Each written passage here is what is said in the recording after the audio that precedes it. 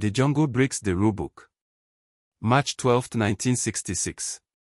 Dawn creeps through the triple canopy near the Ai Drang River, Central Highlands of South Vietnam. The air is wet and heavy, smelling of rot, cordite, and crushed leaves. Captain Roger Donlan of the U.S. Army Special Forces kneels in the red mud, listening. Somewhere beyond the tree line, bamboo taps softly against bamboo.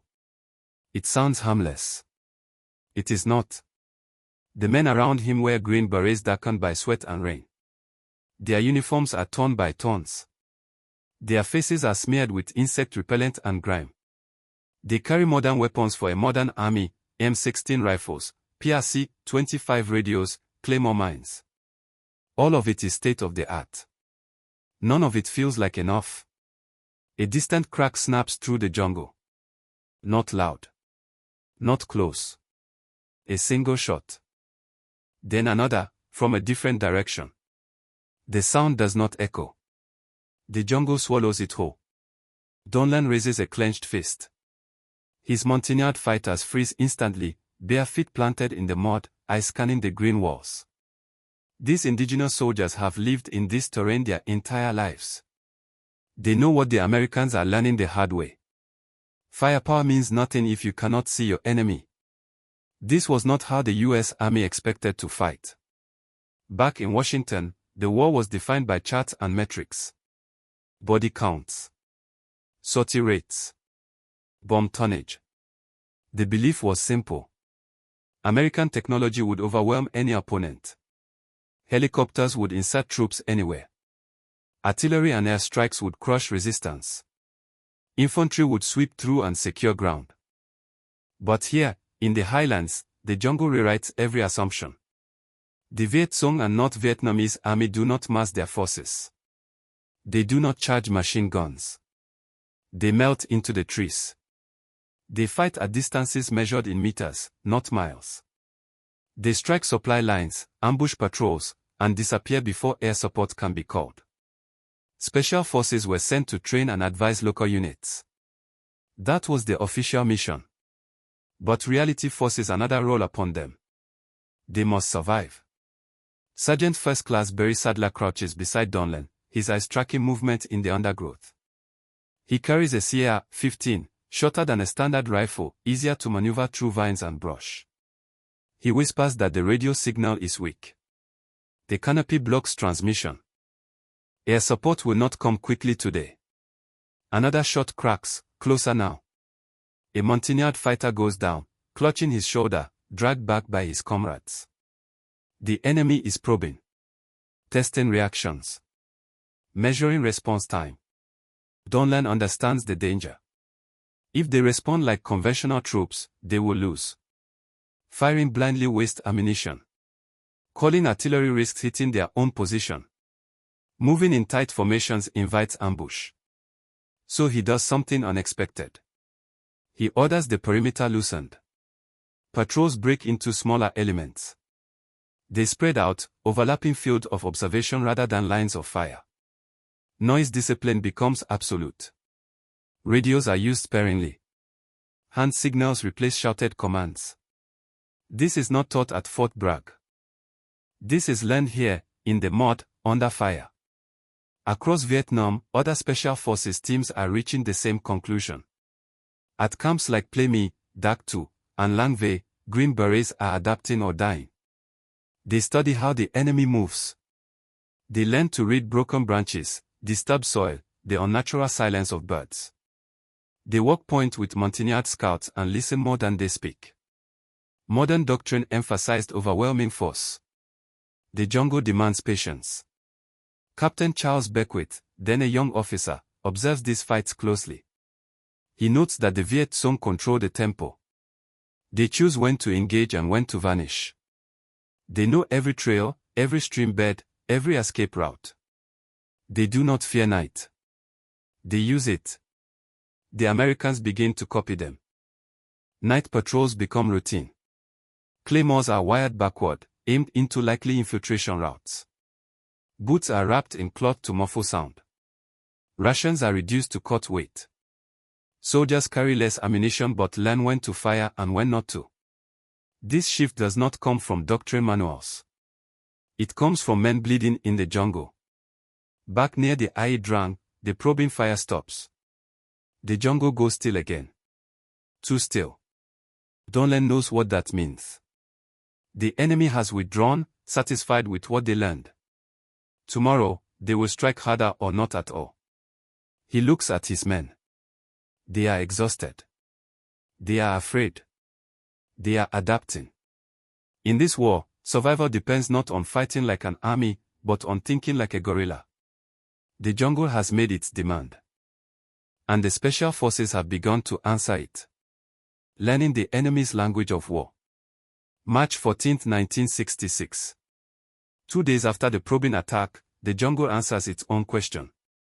Just before midnight, flares erupt over the camp perimeter, bathing the trees in harsh white light.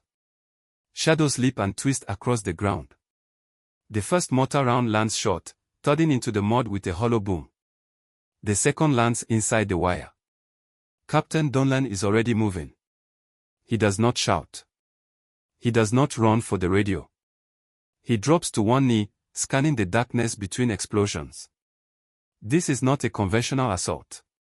There is no mass charge. No visible front line. The enemy fires, relocates, fires again from a new angle. Mortars walk closer, then suddenly stop. Silence returns, broken only by the hiss of burning flares and the breathing of men pressed flat to the earth. The Viet Cong are mapping the camp. Measuring reactions. Learning habits. The Special Forces response is different now. Instead of pouring fire into the tree line, Donlan orders small hunter teams forward. 4 men each. American NCOs paired with Montagnard scouts. They move slowly, diagonally, never straight toward the last muzzle flash. Staff Sergeant Robert Howard leads one of these teams. He carries no heavy gear. No radio. Just a CR-15, a compass, and a knife strapped to his leg. He moves barefoot, boots slung over his shoulder. The ground is cool and slick beneath his feet. Howard has learned that sound travels farther than light in the jungle. He pauses every few steps, listening. Somewhere ahead, a branch snaps, not under weight, but under tension. A man shifting position. Howard raises his hand. The team freezes. 30 seconds pass. Then a minute. The enemy grows impatient. A silhouette rises behind a fallen log. Howard fires once. The figure collapses without a sound. The team melts backward into the darkness, already gone before return fire tears into the trees. By dawn, the enemy has vanished.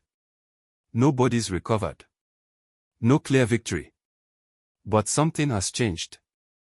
The Americans are no longer reacting. They are shaping the fight.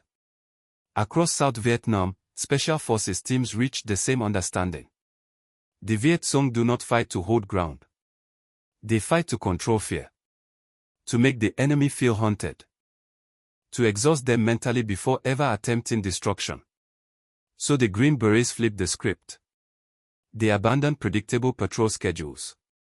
Camps go dark at night, lights extinguished, generators shut down. Fires are forbidden. Men eat cold rations in silence. Perimeters are no longer symmetrical circles but irregular shapes dictated by terrain. Captain Beckwith begins experimenting with long-range reconnaissance patrol concepts. Small teams operating days ahead of main forces. No resupply. No extraction unless compromised. Their mission is not to engage, but to observe, track, and disappear. This is guerrilla warfare, practiced by men trained for something else entirely. Weapons change. The M16 remains, but shotguns appear in night patrols. Silenced pistols are issued quietly, unofficially. Claymores are used as early warning devices rather than killing tools, tripwire to pop flares instead of shrapnel. Most important is the partnership with indigenous fighters. Montagnard scouts teach the Americans how to read the jungle like a map. A broken vine means passage within hours. Ant trails disturbed mean movement after rain. The absence of insects means men nearby. In return, the Americans teach marksmanship, small unit coordination, and how to disappear after contact. Trust grows slowly, forged in ambushes and night movement. One special forces team near dark to follows a Viet Cong trail for 3 days without firing a shot. They learn camp locations, supply routes, command patterns. When they finally strike, it is precise and brief. 2 minutes of violence. Then silence. By the time conventional units arrive, the enemy is gone. Only abandoned packs and blood trails remain. Commanders back at headquarters struggle to understand the reports. There are no clear metrics. No body counts worth briefing. Just notes about enemy movement disrupted and morale shaken. But the men on the ground feel the difference. They are no longer stumbling into traps.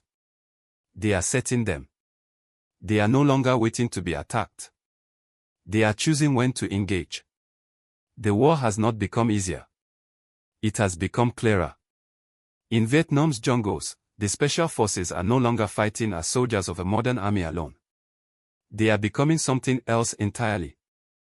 They are learning to fight like the enemy, shedding the weight of a modern army. June 2, 1966. The monsoon rain falls in sheets near the Cambodian border, flattening grass and turning footpaths into rivers of mud. A 6-man Special Forces reconnaissance team moves single file along a ridgeline, each step measured, each breath controlled. Captain Beckwith walks third in line. He no longer carries a full rucksack. No spare uniforms. No extra equipment meant for comfort. Every ounce has been questioned. Every item has a purpose. They learned the lesson brutally. Earlier that year, a patrol burdened with radios, batteries, extra ammunition, and medical gear had been ambushed crossing a narrow stream bed. The weight slowed them. The noise betrayed them. When contact was made, they could not break away.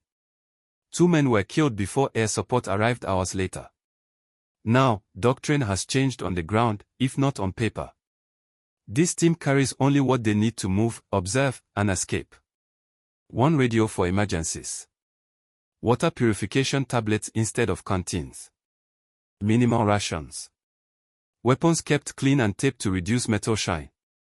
Their goal is not engagement. It is invisibility. As they move, the jungle itself seems alive. Leeches cling to ankles. Mosquitoes whine relentlessly. Sweat soaks clothing within minutes. But no one swats. No one curses. Discipline is absolute. They reach an observation point overlooking a narrow valley used by enemy couriers. From here, they can see movement without being seen. Beckwith signals a halt. The men settle in, becoming part of the forest. Hours pass. Then a shadow appears on the trail below. A lone figure, then another, moving fast and light. They carry nothing bulky. No packs. No helmets. Weapons wrapped in cloth. Guerrillas. The Americans do not fire. They count steps. Note spacing. Track direction. This information is more valuable than a brief firefight. When the couriers vanish, the team withdraws by a different route, erasing signs of passage as they go. Broken leaves are turned back. Footprints are brushed away with branches. The jungle closes behind them. This approach is spreading. Special Forces teams begin conducting operations without helicopters whenever possible. Aircraft announce presence. They draw attention. Instead, teams walk for days, inserting themselves through terrain considered impassable by conventional units. Extraction becomes an art form. Teams choose landing zones only after confirming enemy absence for hours. Smoke is rarely used. Panels are concealed until the last moment. Even communications change. Radios are used at prearranged times and locations. Messages are brief. Code words replace long transmissions. The jungle punishes mistakes instantly. In one operation near the Ho Chi Minh Trail, a radio operator transmits 10 seconds too long. Enemy mortars land within minutes. The team scatters and evades for 3 days, moving at night, hiding by day. They survive, but the lesson is carved deep. Special Forces soldiers begin to resemble the fighters they hunt. Beards grow.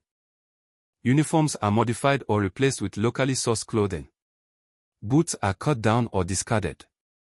Faces are camouflaged not with paint, but with mud and ash. This creates tension with higher command. Inspectors visiting camps question the appearance and discipline of the men. Hair regulations are ignored. Salutes are rare.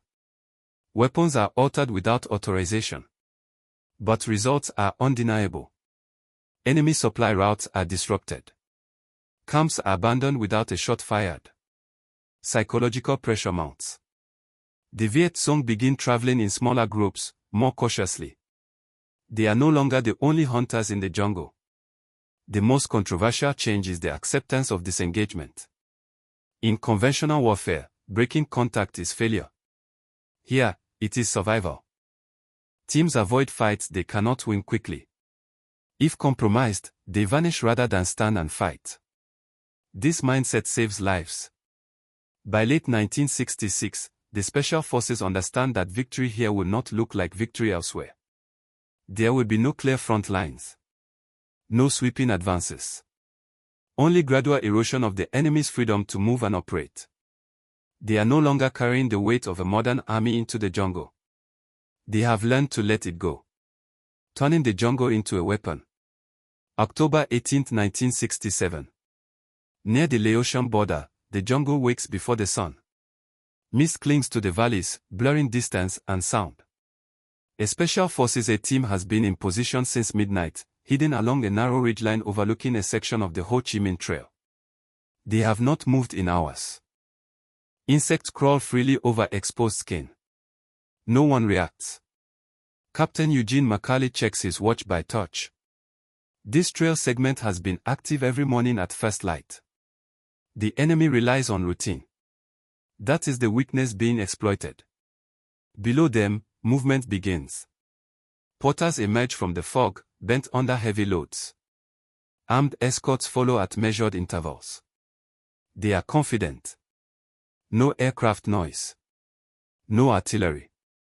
No sign of Americans. The team waits. When the lead escort reaches a natural choke point, McCarley gives the signal. Claymores detonate in a controlled arc, not aimed to kill indiscriminately, but to block escape routes. A second later, rifle fire erupts from 3 directions. Short bursts. Deliberate shots. The engagement lasts less than 90 seconds. Then silence. The team does not pursue. They withdraw immediately, slipping into preplanned evasion routes. Within minutes, the jungle looks untouched. When enemy reinforcements arrive later that day, they find only shattered crates and blood-soaked earth. This is the new method. Special Forces are no longer reacting to guerrilla tactics. They are refining them. The jungle itself becomes part of the plan. Terrain is studied not for movement, but for control. Natural barriers like streams, ravines, and bamboo thickets are used to funnel the enemy. Sound-carrying properties of vegetation are tested. Certain leaves crack louder than others. Certain soils hold footprints longer. Teams learn to predict how long it takes the jungle to forget. Booby traps are employed not as terror weapons, but as tools of disruption. Noisemakers. Delayed explosives. Devices meant to force the enemy to slow down, to question every step. Fear becomes cumulative. One team plants false trail signs leading into dead ground. When enemy units follow, they are observed, not attacked. Their reactions are recorded. Panic is as valuable as casualties. This approach unsettles conventional commanders. There are few visible results. No dramatic firefights to report. But enemy movement patterns begin to change. Supply convoys move only at night. Then they stop moving at night.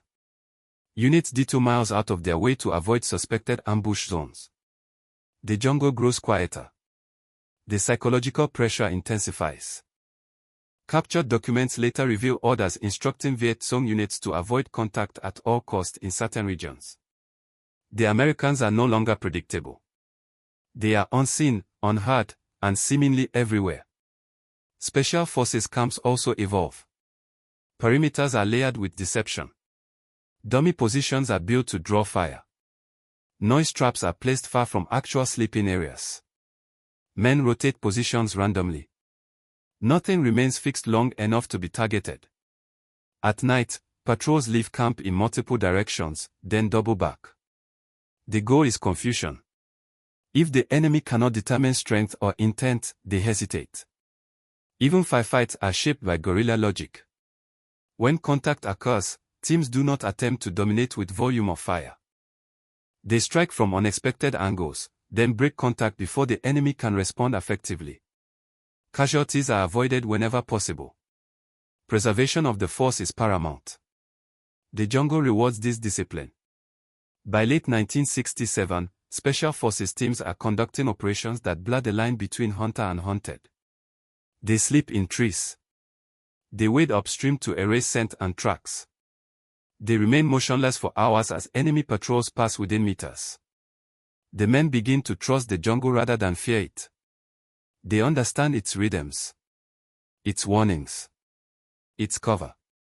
What once neutralized American advantages has become an ally. And in this war, that shift is everything. The cost of adaptation. February 6, 1968. The jungle outside Khe Sanh is quiet in a way that feels wrong. Tet has begun across South Vietnam. Cities burn on television screens thousands of miles away. Here, there are no crowds, no barricades, no obvious targets. Just hills, fog, and an enemy that has learned as quickly as the Americans. A Special Forces patrol moves along a ridgeline, slower than usual. Everyone feels it. The pressure.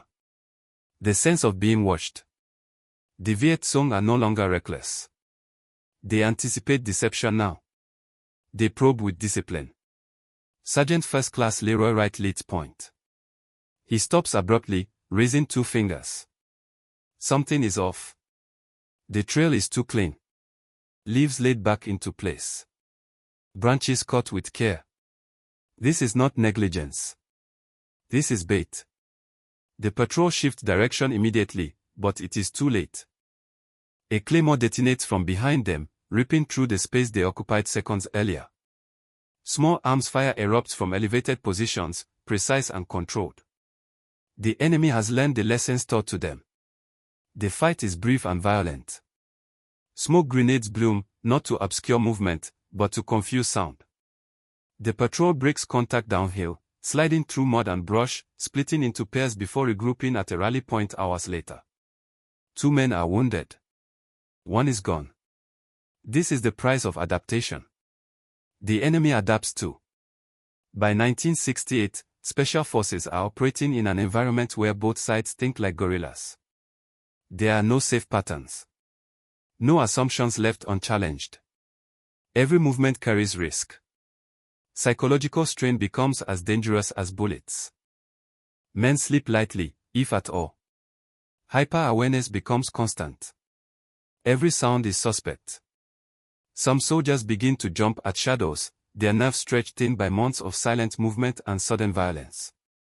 There is no rear area here. No place to decompress. Command rotates teams out when possible, but replacements struggle. New men arrive trained for one kind of war and are immediately thrown into another. Veterans teach them quickly or watch them fail. The cost is not only physical. Some Special Forces soldiers begin questioning the purpose of the fight. They see success on a tactical level. Enemy units disrupted. Routes abandoned. But the war continues. The jungle absorbs effort without showing progress. Yet they continue. Because adaptation has become instinct. During the siege of Khe Sanh, Special Forces advisors work alongside Marines, urging changes that feel unnatural to a conventional force. Smaller patrols. Night movement. Less reliance on artillery that reveals positions. Not all advice is accepted. When it is ignored, casualties follow. Elsewhere, across border regions and remote highlands, Special Forces teams continue their quiet war. They train local fighters to operate independently. They pass on everything they have learned, knowing they will not always be there. By late 1968, many of the original advisors are gone. Wounded. Rotated home. Some killed. What remains is a body of hard-earned knowledge, rarely written down, carried in memory and scars. They have learned how to survive in a war without fronts. How to fight without being seen. How to think like the enemy without becoming him. But the cost has been steep. And the jungle has not finished collecting. What the jungle changed forever. April 21, 1969. A narrow clearing deep in the Central Highlands serves as a temporary extraction point. The helicopter comes in low and fast, rotors chopping the humid air, never hovering longer than necessary. A 6-man special forces team emerges from the trees, moving with the calm precision of men who have done this too many times. They board in silence. As the aircraft lifts away, the jungle closes beneath them, unscarred, unmarked, as if nothing had happened. No sign of weeks spent moving, watching, waiting. That is the measure of success now. By the end of the 1960s, U.S. Special Forces have been reshaped by Vietnam.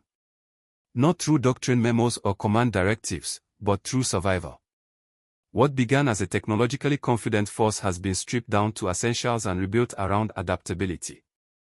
The lessons are hard, but permanent. Small teams operating independently.